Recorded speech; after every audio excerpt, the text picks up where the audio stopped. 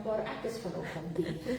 Ek vertel nou vir die mense, ek het 'n bietjie geboendebash na 'n troue toe gister in die modder, dat op 'n stadium gly die bus so onder my uit en ek dink, if I get stuck here, waar in die middel van niks en nêrens, maar in elk geval, dis ook maar 'n bietjie van 'n liefdessaak. So ek is baie dankbaar om vanoggend hier te wees, en ek en die bus is daarom heel, ons het nie iets oorgekom nie, so. Goed, in terme van die verjaarsdag het ek nie rarig gesê, is iemand wat verjaar in die week wat kom? Wat ook nou nie op die lysie is nie, want ek het nou mooi gesoek deur die lysie, en niemand daar gesien nie. In terme van die lief van die leed, wil ek daarom net namens ons gemeente, en ek het donderdag ook gesê vir Annelies Greef en vir haar gesin, ons liefde toebid en die bystand van die Here, want die man so in die omgewing van, hy is 4 jaar ouder as ek, hy is so 60, te verloor, dink ek nie is maklik nie, en vir die hele familie en vir die 2 kleintjies wat oupa het hulle gesien, maar hulle gaan nie vir oupa onthou nie, so dit is 'n baie hartseer saak. Verder, broers en susters, kan julle lees hier, ek dink nie is iets vreeslik verder nie, dit is maar 'n lawwe tyd, hierdie April tyd, as dit soke lang naweke is, so ons worstel daardeur. As julle die program vir my maand gesien het, sal julle gesien het dat dit 'n besige saak gaan raak. Die 10de wat nou Moedersdag is, met hierdie Moedersdag ding wat loop, julle moet asseblief daarvoor inskryf.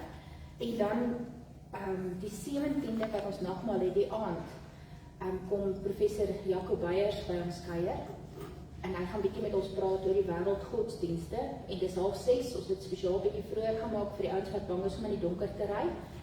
Sal ons so maak dat julle daar net so, as dit begin donker raak, weer kan huis toe ry. So, dis 'n baie besondere geleentheid, en ek is baie dankbaar vir Jaco wat kan sien om by ons te kom kuier en so 'n bietjie hieroor te praat. So, hou bietjie my maand op, ons gaan vermoedelik besig raak.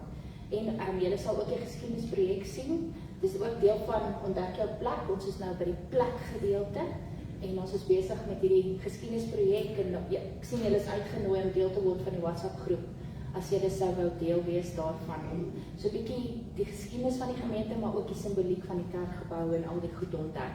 En op 'n stadium gaan ons 'n bietjie skattejag hou, so ek kan daai oggend net sien hoe gaan die chaos hier rond uitbreek, maar dit is ook reg en goed. Goed, broers en susters, ek dink dit is min of meer alles. Jaco, ek sien jou, so, nou raak, skies, ek het name weet daar, nee, ek gaan jou sommer iets anders noem, en dan moet jy maar weet. Baie welkom by ons hoop dat dit vir jou 'n goeie ervaring keer sal wees. Enigiemand anders, weet is nog iemand? Reg. Goed, broers en susters, kom ons word so vir 'n oomblik stil, en dan gaan ons aan met ons erediens. Die eerste lied het nou net verander, na 260, is nie 'n fout nie, ons gaan 260 sing. Ek sien hy is uitgedruk as 177, maar dit is omdat die eerste een uitgegaan het, so, en toe tot, het dit verander, en so, ons sing 260, en daarvandaan bly die liturgie net soos wat hy daar is.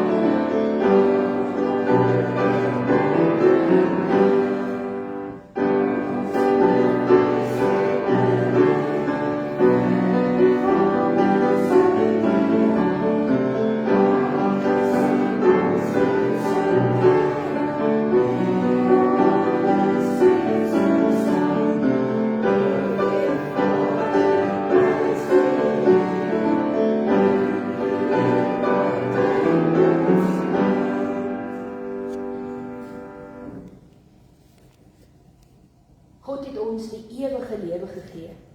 En die lewe is deur sy Seun. Wie die Seun het, het die lewe. Wie die Seun van God nie, het ook nie die lewe nie. Gemeente, genade en vrede vir u van God ons Vader, van Jesus Christus die Here en van die Heilige Gees. Amen.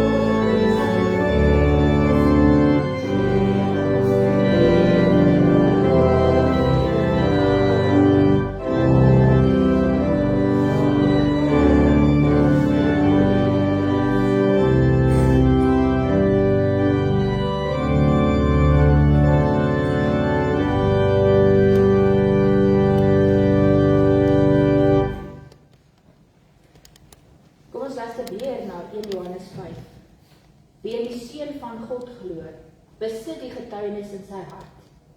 Wie God nie glo nie, maak hom tot leienaar, omdat hy nie die getuienis glo wat God oor sy Seun gelewer het nie. En die getuienis behels dit: God het ons die ewige lewe gegee, en die lewe is deur sy Seun. Wie die Seun het, het die lewe. Wie nie die Seun van God het nie, het ook nie die lewe nie.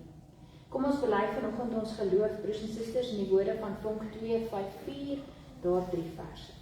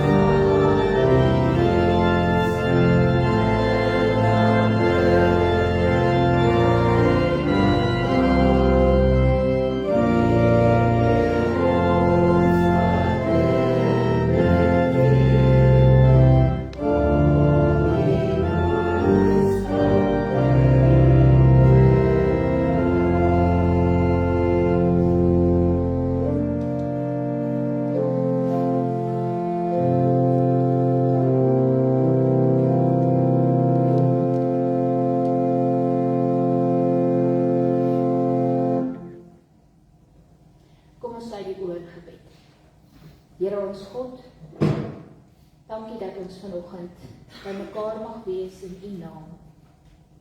Dankie Here dat ons vandag daaroor kan nadink wat dit beteken, dat ons U naam het, en dat U vir ons ingenooi het in 'n verhouding met U.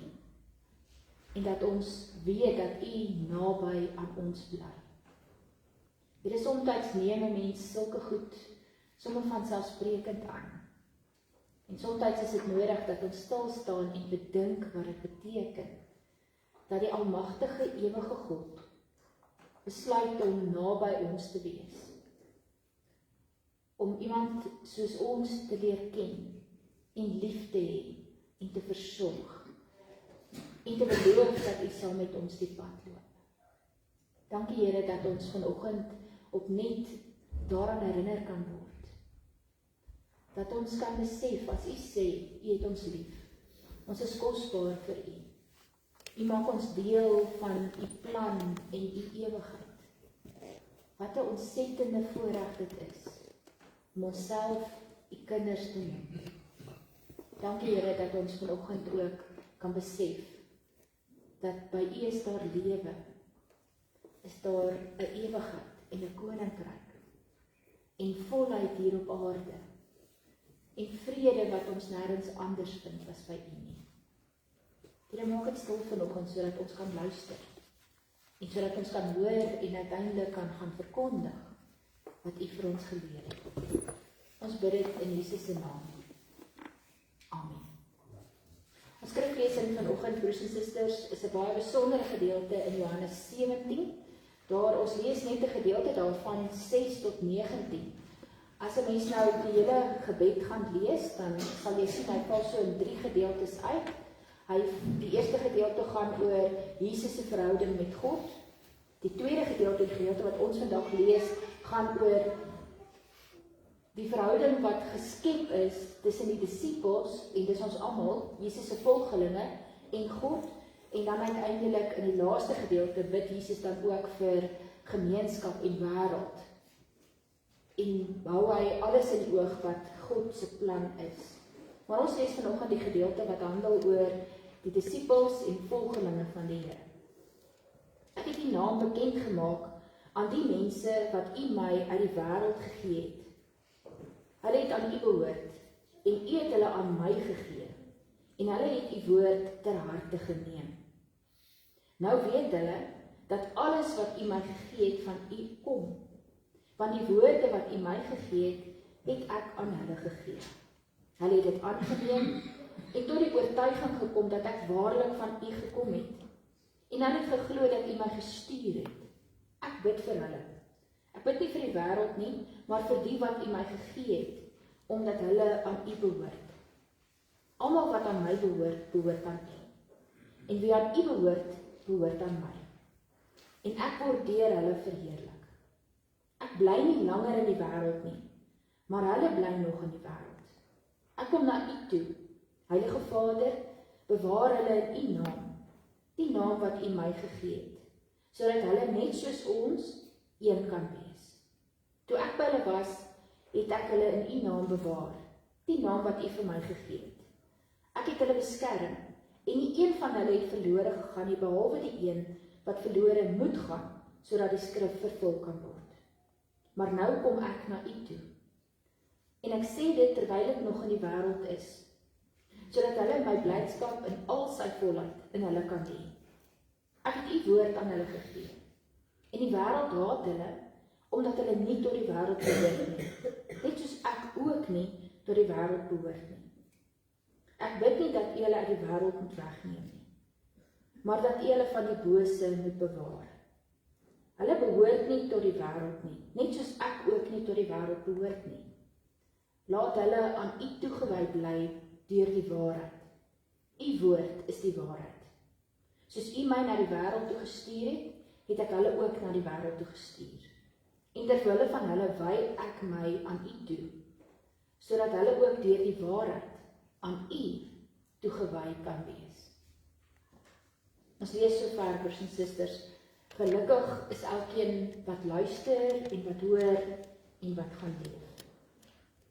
As 'n mens vir 'n oomblik verstaan waar pas hierdie gedeelte in Johannes, omdat Johannes heeltemal anders lyk as wat die sinoptiese evangelie lyk, dan moet 'n mens besef hierdie gebed staan so gelyk aan Jesus se gebed in Getsemane. Dis sy afskeidsrede hierdie.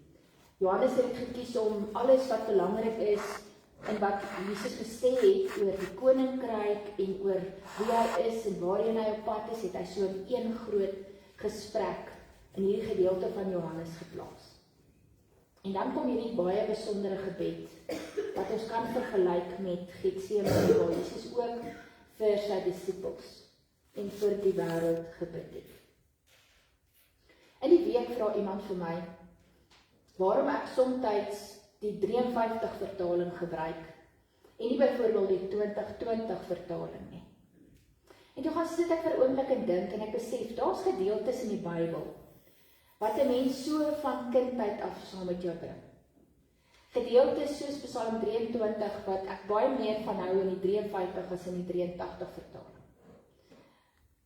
Gedeeltes wat vir jou aangespreek het, wat jou gedagtes gevorm het, wat dalk in 'n baie moeilike oomblik of in 'n krisistyd vir jou soveel beteken het, dat dit vir jou 'n brug gebou het na nuwe denke en na 'n veiliger plek, waar jy kon ervaar dat die Here saam met jou is. Daar's gedeeltes wat ons aanspreek omdat ons onsself daarin raak lees.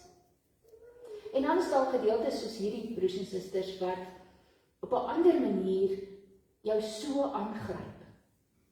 En die rede hoekom hierdie gedeelte so besonder is, soos die gebed in Getsemane, is dat 'n mens besef dat Jesus in 'n baie angsvolle tyd was. Vir hom om doelbewus Jerusalem toe te gaan en te weet die gevaar wag daar en wat daar moet gebeur. En hy stap doelbewus soontoe.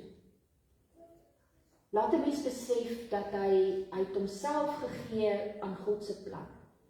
Maar in gebede soos hierdie en in Getsemane, kom 'n mens agter dat hy as mens ook angs beleef het. Dat hy regtig tot in sy siel seer gehad het en angstig was oor dit wat moes kom, oor dit wat hy op 'n menslike vlak sou moes beleef. En dan verstom 'n mens dit 'n mens, en dis wat aangrypend is, dat Jesus in hierdie angsvolle oomblikke, in hierdie diepe kommernis wat sy siel en sy wese raak, tyd maak om vir sy volgelinge en vir die wêreld te bid. Hy het tyd gemaak om vir die Vader te vra, bewaar hulle, stap saam met hulle die pad. Wanneer ek nie meer by hulle is nie, is U by hulle. En ons weet dit het God gedoen deur sy Gees te stuur, om in Jesus se plek voort te gaan met die werk. En dit, broers en susters, is vir my ontsettend aangrypend. Dat die Here vir ons daarin iets wys, wat ons definitief almal mee sukkel. Om in jou diepste nood, in 'n baie angsvolle tyd, nog vir iemand anders te kan bid. Dit wys vir ons hoe lyk die genade van die Here. Hoe diep sy betrokkenheid is by ons. Hoe wyd sy liefde is. Ek weet nie of een van ons dit dalk al reg gekry het om wanneer ons so verskriklik angstig is, aan iemand anders nog te dink nie. Ek dink wanneer 'n mens vol angs is en vol bekommernis is of baie seer het, dan raak jy so 'n bietjie selfsugtig. En jy dink aan jouself en jy bly maal oor die probleem wat jy het en die swaar kry wat jy het. Dan is jou gedagtes nie by ander mense en ander mense se nood en God se wil vir ander mense nie. Maar Christus kom en hy leer vir ons hier dat hy in sy moeilikste oomblikke nog altyd God se wil en sy mense se toekoms in gedagte hou en dat hy daaroor praat. Jesus wys vir ons hier hoe hy, ons kry twee kykies eintlik hier. Ons kry 'n kykie in die verhouding tussen God die Vader en God die Seun, terwyl God die Seun mens was. Ons kry so 'n oomblik in die binnekamer van hierdie verhouding. En dan kry ons 'n kykie in wat Jesus namens ons ook vra vir God. En hoe Jesus ons innooi in hierdie verhouding met hom en die Vader. In ons taal sê ons goed wat ons baie keer nie eers besef ons sê nie. Ons sê dat ons saam met Jesus aan God verbind is. Ons sê dat ons ingenooi is in hierdie verhouding. Daar's soveel maniere wat ons beskryf hoe ons ingeplant is, soos op die wingerdstok, is die lote ingeplant. Maar broers en susters, besef ons, wat is die diepte van dit wat ons sê?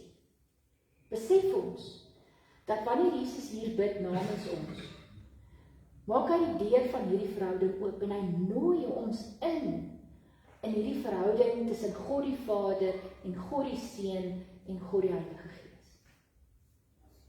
Hoe durf ons voete binnekant hierdie verhouding gaan sit? Ons onheilige, sondige mense word deur Christus, die Seun van God, ingenooi om deel te word van hierdie allerheiligste verhouding tussen God die Vader en God die Seun en God die Heilige Gees. En dan praat Jesus hier oor die toekoms van sy navolgers. En hy vat hierdie hele situasie wat hy nou gaan verlaat, en hy gee dit so vir God, en hy sê, hierdie situasie, hierdie gebeure, hierdie volgelinge, behoort aan u. Ek gee hulle vir u terug. Ek het hulle bymekaar gemaak. Ek het hulle in u naam voorberei hiervoor. En nou gee ek hulle vir u, sodat u met hulle die pad kan loop. Daar steur hierdie afskeidsgesprek van Jesus, in hierdie paar hoofstukke 17, 16 en so aan. Praat hy oor sy volgelinge se toekoms. Dit was vir hom voorop, nie sy eie pad nie, nie die leiding wat op hom wag nie. Hy praat oor wat moet volgende gebeur. Hy het nou die eerste fase van hierdie plan uitgevoer. Hy het volgelinge bymekaar gemaak, en hy stap nou doelbewus sy leiding in, om hierdie te gaan klaarmaak, en om op te staan, en dan verheerlik te word. En sê maar dan het hierdie volgende gebeure God se aandag nodig. Het hierdie mense wat agterbly, God se aandag en se liefde nodig. Het hulle nodig dat God vir hulle die toekoms ontsluit, sodat hulle nie wonder oor wat gaan volgende gebeur nie. En dan gebruik Jesus baie doelbewus hier wêreld. En ons moet mooi verstaan wat hy bedoel as hy praat oor hierdie wêreld.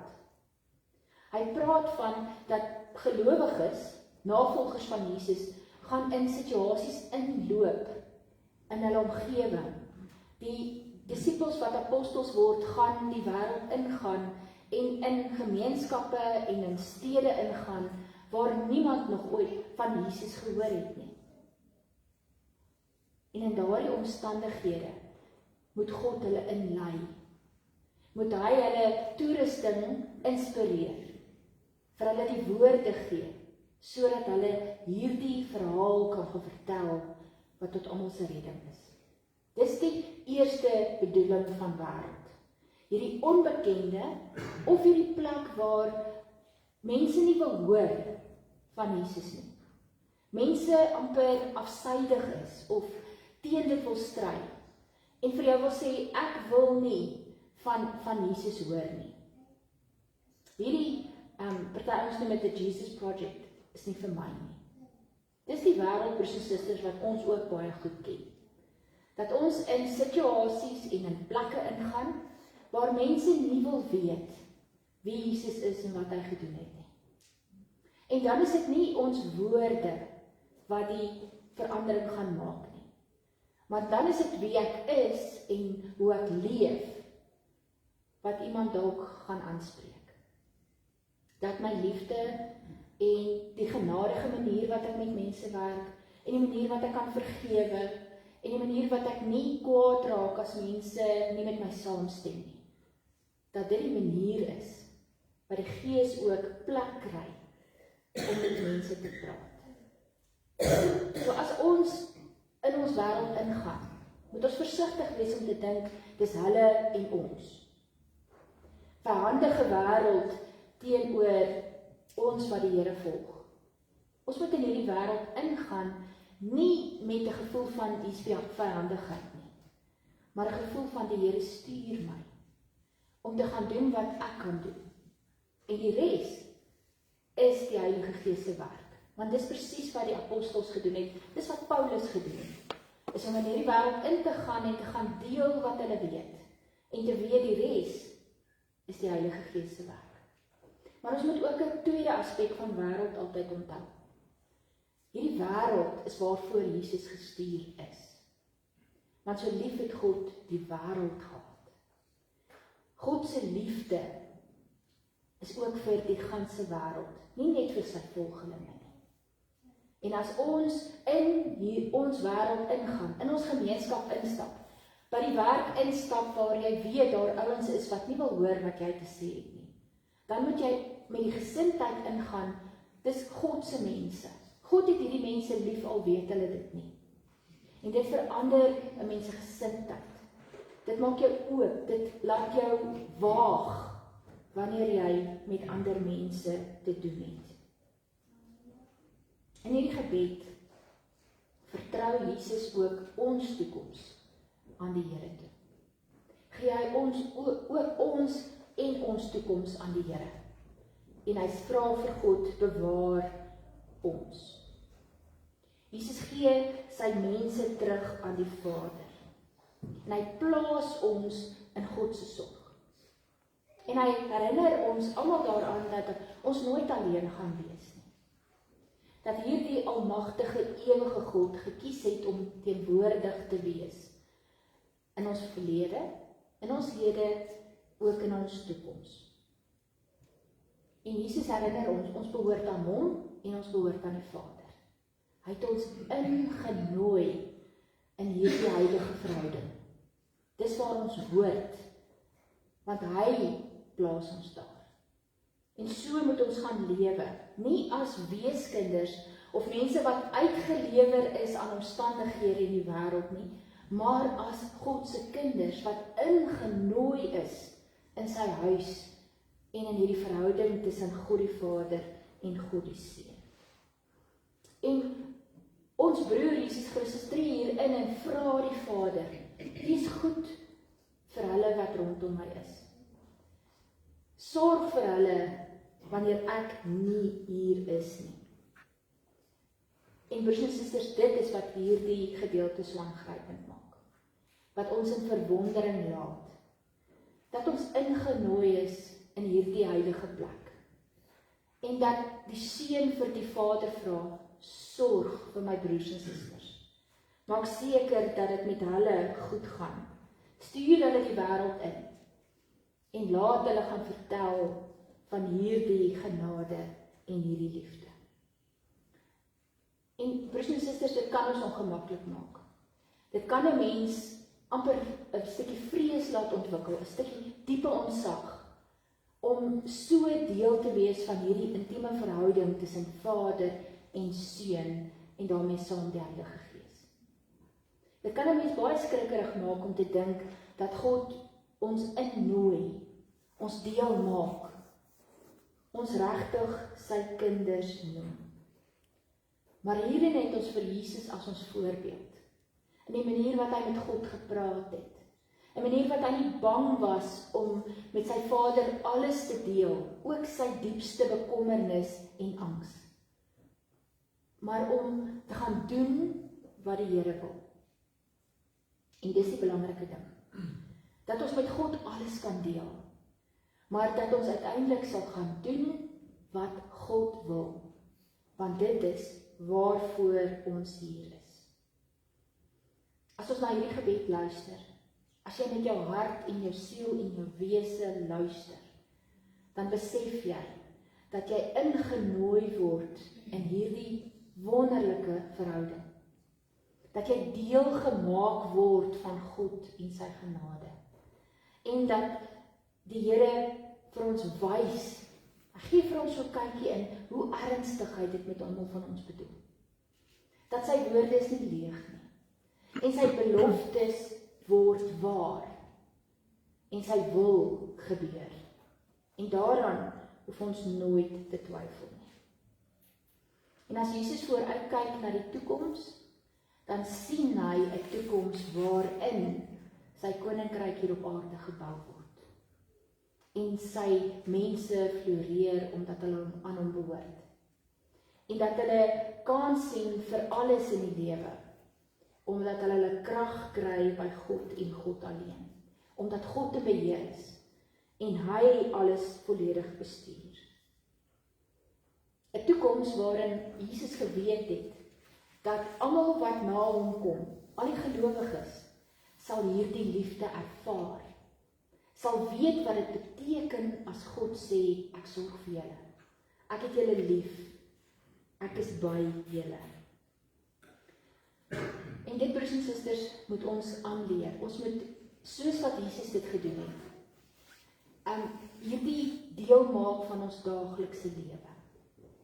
Want wat 'n mens hier sien gebeur, is dat Jesus die vermoë gehad het om konstant in gesprek met God die Vader te wees. Dit was nie asof hy spesifiek tyd gemaak het en nou 'n baie formele gebed aan mekaar gaan sit het nie. Dit was 'n voortdurende gesprek met sy Vader. Hy het teruggetrek en in daardie stil oomblikke het hy gaan praat met sy Vader.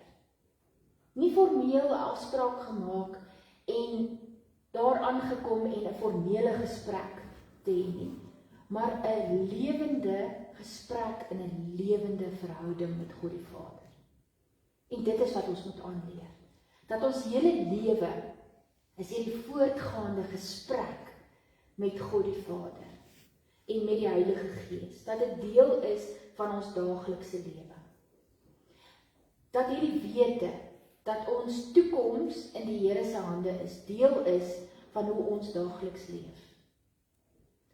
En daarom sal ons ook in ons angstigheid en in ons vrees verby onsself kan kyk en kan bid, Here, laat U wil geskied. Here, sorg vir my en my toekoms, maar ook vir die mense rondom my. Dat ons nie selfsugtig net na onsself kyk nie, maar rondom ons kyk en bid vir 'n wêreld wat nodig het om te weet dat die Here daardie wêreld liefhet. Want dis die werklikheid waarin ons leef. Ons word uitgenooi, broers en susters, omdat ons reeds deel is van hierdie intieme verhouding tussen God die Vader, God die Seun en God die Heilige Gees. Om so te leef en so in gesprek met God te wees elke dag van ons lewe. Want dit is wat hy wil hê. Hy wil hierdie lewende verhouding hê, waarin jy gedurig in gesprek met hom is. En so leef en net nooit vergeet dat dit wel so is nie. As ons as gelowiges, as individue, maar ook as gemeente, bietjie nadink oor wat ons rol is. Hoekom is ons hier? Dan gee hierdie gebed vir ons die sleutel daarvan. Dat ons hier is omdat ons reeds in hierdie verhouding met God leef. En dat ons hier is omdat die Here ons wil stuur in hierdie wêreld in. Om in 'n wêreld wat dit nog nie wil weet nie, te gaan vertel dat Jesus Christus ons oneindig liefhet. En dat God in hierdie wêreld teenwoordig is, omdat hy ons as sy kinders sien en ons liefhet. Omdat ons reeds die ewige lewe het, omdat ons reeds 'n toekoms het waaroor ons kan jubel en wat ons met ander kan gaan deel, moet ons dit juist doen. Moet ons gaan leef soos mense wat 'n werklike aardse en hemelse toekoms het. 'n Toekoms waarin ons nie op onsself aangewese is nie, maar waarin God vir ons sal sorg en waarin hy vir ons sal lei. Ek kry toe 3 goed wat iemand sê wat deel moet wees van gelowiges wat so leef en 'n gemeente wat so leef. En broers en susters, dis nie goed wat niet is nie. Dis goed wat ons gehoor het, dis goed wat in hierdie gebed vir ons vasgevang word. Die eerste is, dit is ons nou net vir mekaar gesê, ons moet gaan leef soos mense wat in hierdie intieme verhouding met God leef. Ons moet dit elke dag gaan uitleef. Ons moet voortdurend in gesprek wees met ons God en ons Vader. En ons moet so leef, afhanklik van God en sy genade. Dankbaar en nederig. Dan die tweede ding wat hulle sê is, en ons moet vir mekaar sorg. Ons moet omgee vir mekaar, en dit vat 'n mens weer terug na Jesus wat in sy gebed en in sy angs en in die vreesaanjaende oomblikke wat hy beleef het, tyd het om vir sy mense te bid. Dis wat die Here van ons vra, dat ons as mense sal tyd maak om nie net vir onsself en ons eie probleme te bid en daarby vas te hak nie, maar om ook altyd rondom ons te kyk en te bid vir die nood rondom ons. Dat ons so ons afhanklikheid van God sal sê en sal uitleef. En die derde ding wat hierdie persoon toe sê is, en ons moet gasvry wees. Ons moet mense wees wat oop is en ontvanklik is en mense wil innooi. Gasvryheid in hierdie tyd is die belangrikste gawe waaroor 'n mens en 'n gemeente kan beskik. En dit moet ons wees. Ons moet nie eers daaroor dink nie. Ons moet van nature oop wees vir mense. Gasvry, bereid om hulle in te nooi, bereid om na hulle te luister, nie net te antwoord nie, maar om lief te hê met alles wat in ons is. Kom ons sluit af, broers en susters, met die gedagte, om hierdie week, as ons hier uitgaan, aanhoudend daaroor na te dink, hoe leef ek in hierdie voortgaande, voortdurende gesprek met God in my lewe? 'n God wat kies om hier by my te wees, al het hy nie nodig nie. 'n God wat kies om my hede en my toekoms in sy hande te hou.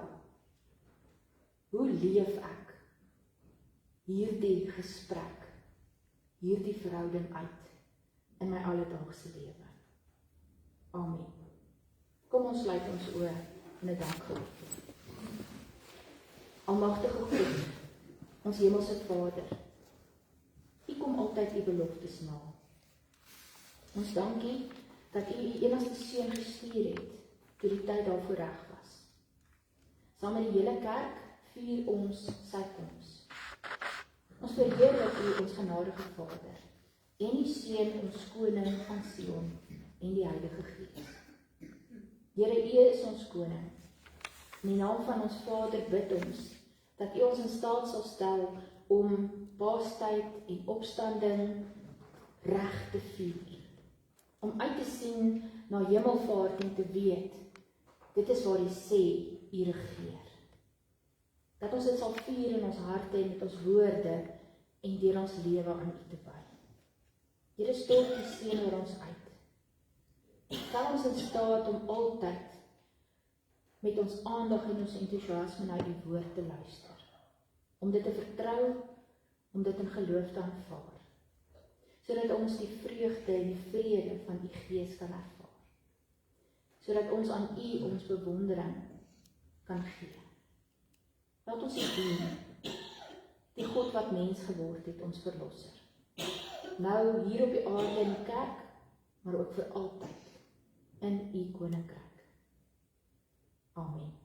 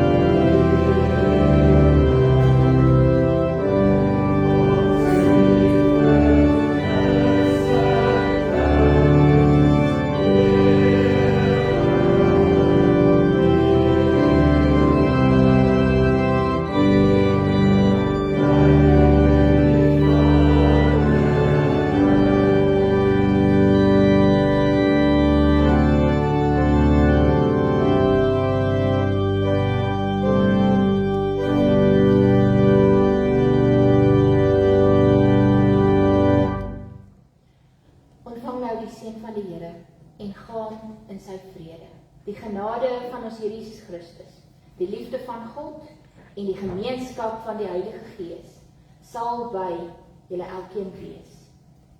Amen.